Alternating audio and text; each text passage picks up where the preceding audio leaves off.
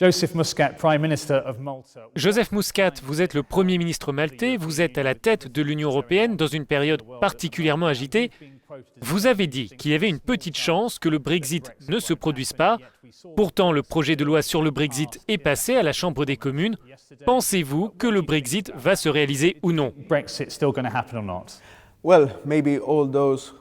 Peut-être que tous ceux qui veulent le bien du Royaume-Uni et qui se considèrent comme des amis du Royaume-Uni aimeraient voir Londres rester membre de l'Union européenne.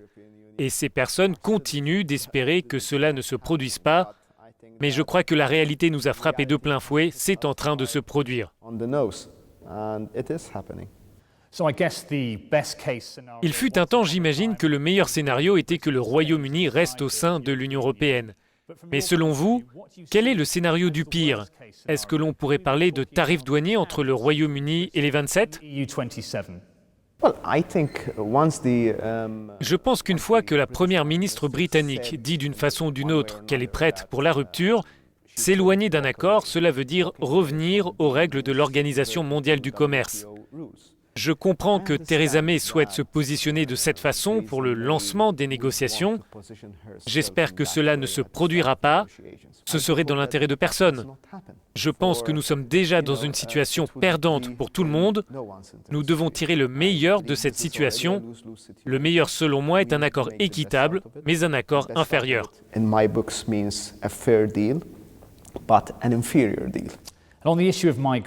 À propos des questions migratoires, qui est un sujet important pour vous lors de ce sommet, selon le projet de déclaration que nous avons vu, l'Union européenne va envisager le renvoi de personnes vers la Libye. Pourquoi l'Union ferait-elle cela?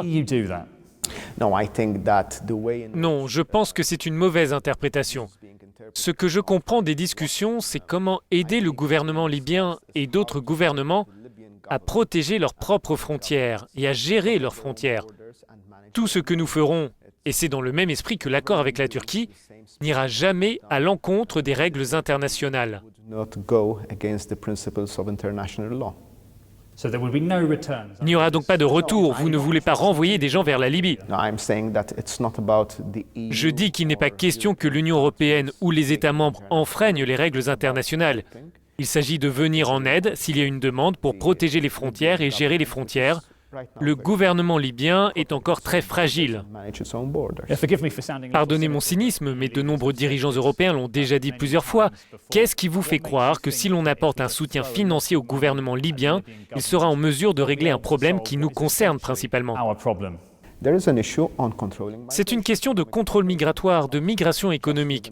On ne peut pas vivre dans un monde où il faut attendre avant de pouvoir venir en Europe. Vous pouvez faire soit une demande et votre visa est refusé, ou alors vous pouvez traverser les mers et vous pouvez entrer. C'est dysfonctionnel. C'est la raison pour laquelle je pense que nous devons insister sur le besoin des autres pays à gérer leurs frontières. Nous nous occupons des nôtres. En fait, il s'agit de créer un système où ces demandeurs d'asile, ces réfugiés, ceux qui fuient les guerres et les persécutions, n'aient pas besoin de traverser le désert et de risquer leur vie en mer. Ils doivent être transportés en avion vers les pays européens où ils pourront commencer une nouvelle vie.